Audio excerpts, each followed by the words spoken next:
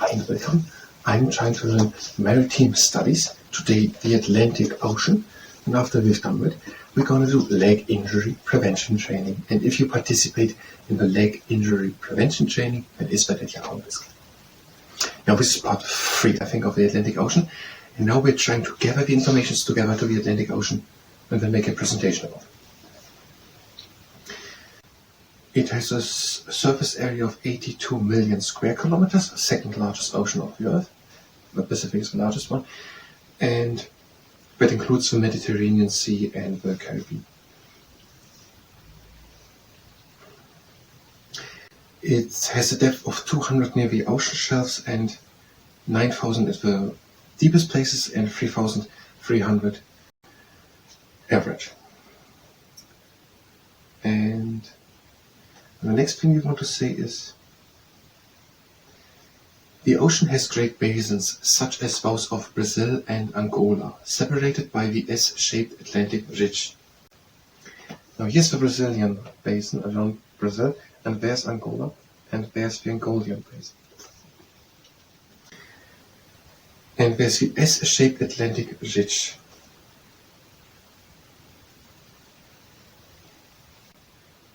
Atlantic and Arctic Argentina basin with Atlantic ridge, S-shaped Atlantic ridge, mid-Atlantic ridge.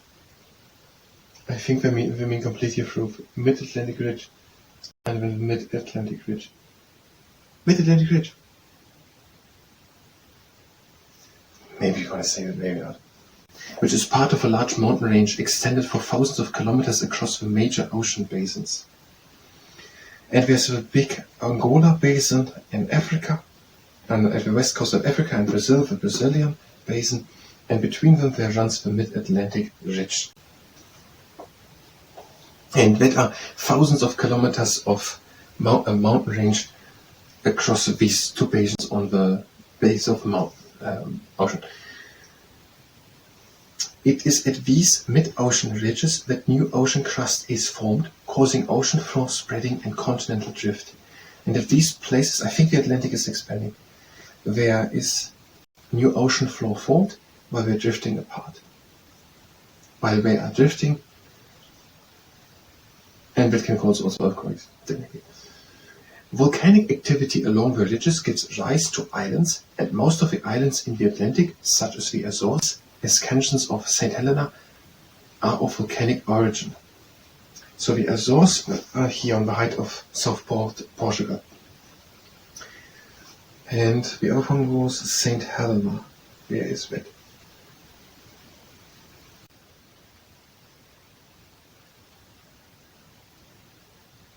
I couldn't find it the last time also.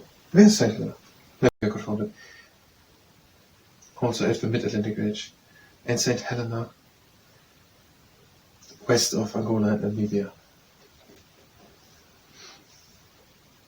The Azores and St. Helena. But it has relatively few islands compared to the Pacific Ocean. Average temperature 4 degrees Celsius and a salinity of 35%. It is the warmest and saltiest ocean. And it has great rivers flowing into it, for example from Europe, the Rhine, from Africa, the Zaire, from Southern America, the Amazon, and from North America, the Mississippi. Zaire.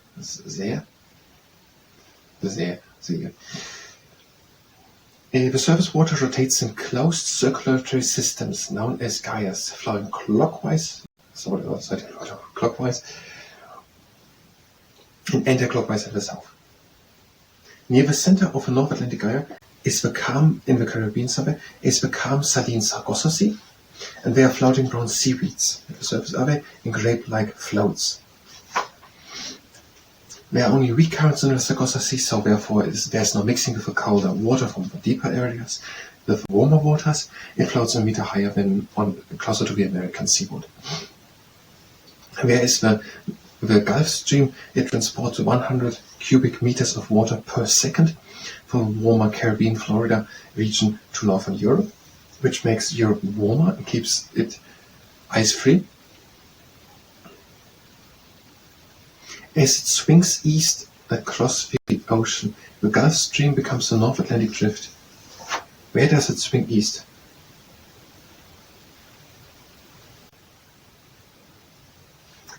I don't understand it. Warm water also moves south along the east coast of South America in the form of a deflection of a south equatorial current, but there is no South Atlantic equivalent of a Gulf Stream. Okay, in the southern part of Atlantic there is no equivalent to the Gulf Stream, but there is technically also a warm water front or warm water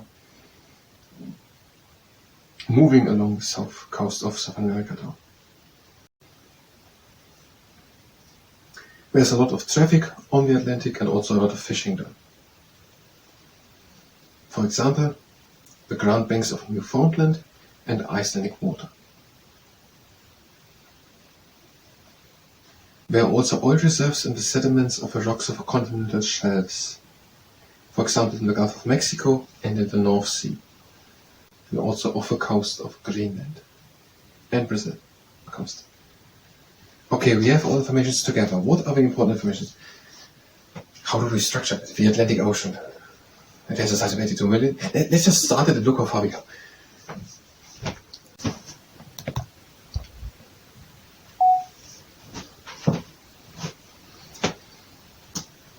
The Atlantic Ocean. It is between the four continents, North America, South America, or the Americas, and Europe and Africa.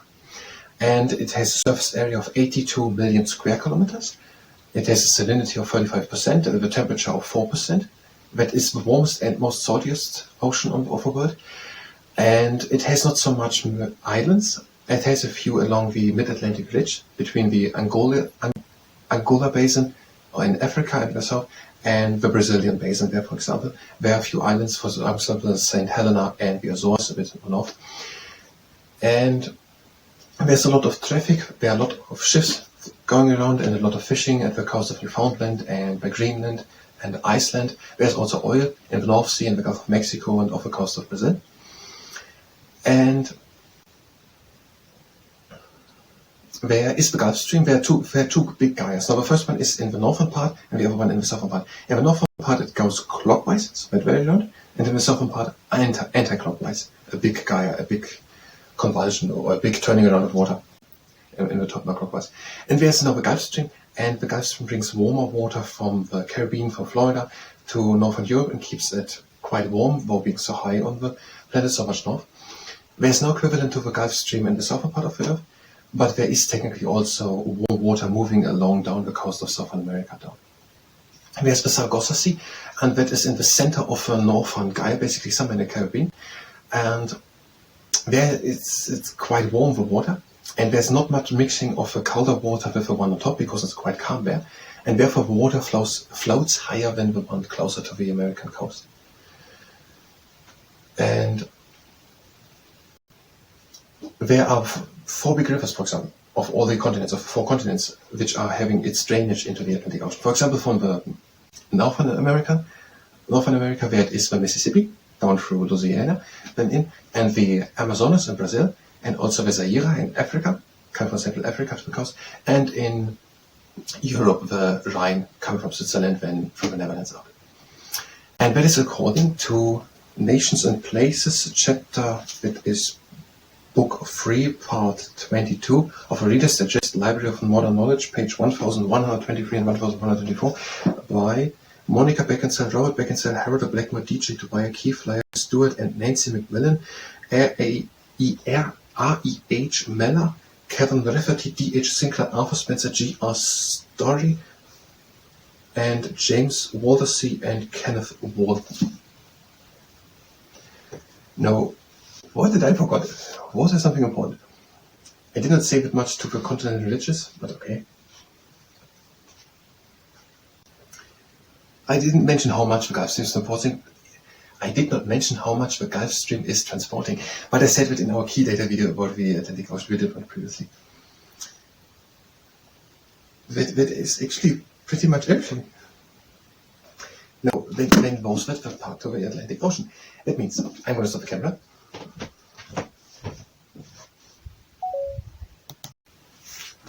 And if if you were here for maritime studies for the Atlantic Ocean, you can go directly to the next part of maritime studies where we're going to talk about something else about the oceans and seas. If you stay here and participate in the whatever we're doing, and especially on this, we're doing leg injury prevention training. So if you participate in the leg injury prevention training, it's with the risk. Having a good standing stance and we're swinging one leg to the side and the front.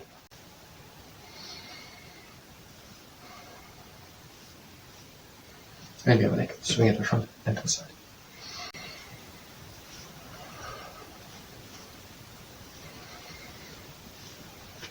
And now, the foot in front and back. And we have one in front.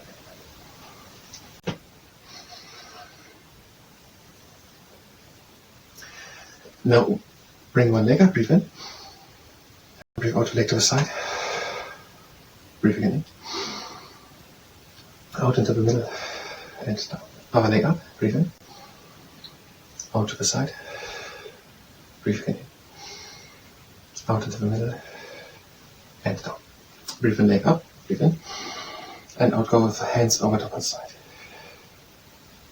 Back into the middle and over to the other one. Middle and over the knee also over to one side. And off. And down. Leg up.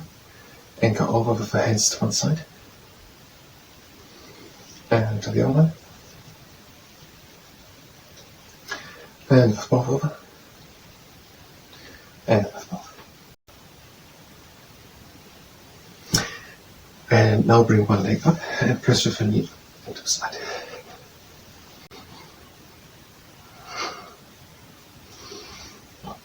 And with the other one, press up to the side.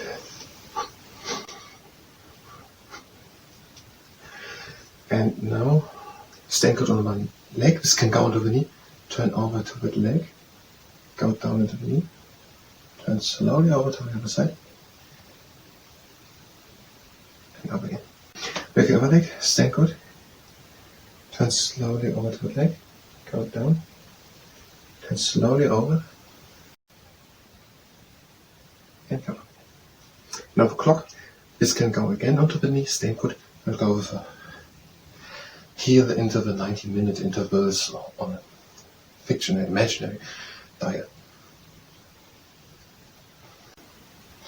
And with the other leg, 12 o'clock and 1:30 and 3 and 10, 9 and 7 and 6 and 4 and 3.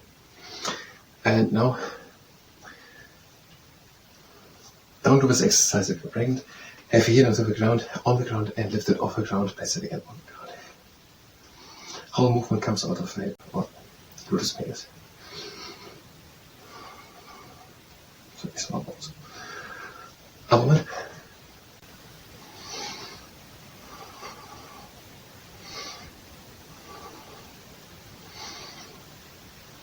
And now, one hand on tummy, one on lower leg, and lift one leg up, flex foot and try to bring the leg higher. Control with the hands, but you don't hold the leg, try to bring the leg higher. And bring the leg up, pull it up. Other leg up.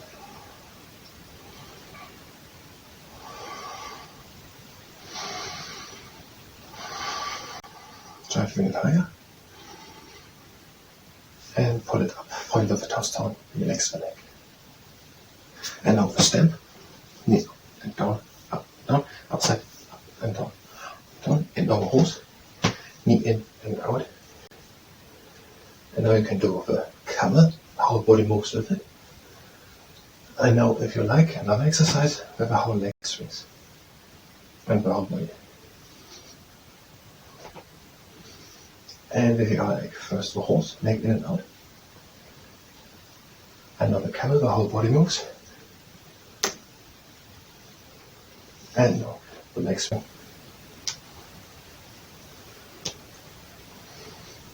And one last one. And we're ending our next body part. Breathe in, down. And breathe again out. Again. Out. Breathe in, close the legs. we forget that. It was the Lake Interpretation. I thank you very much, and until next time.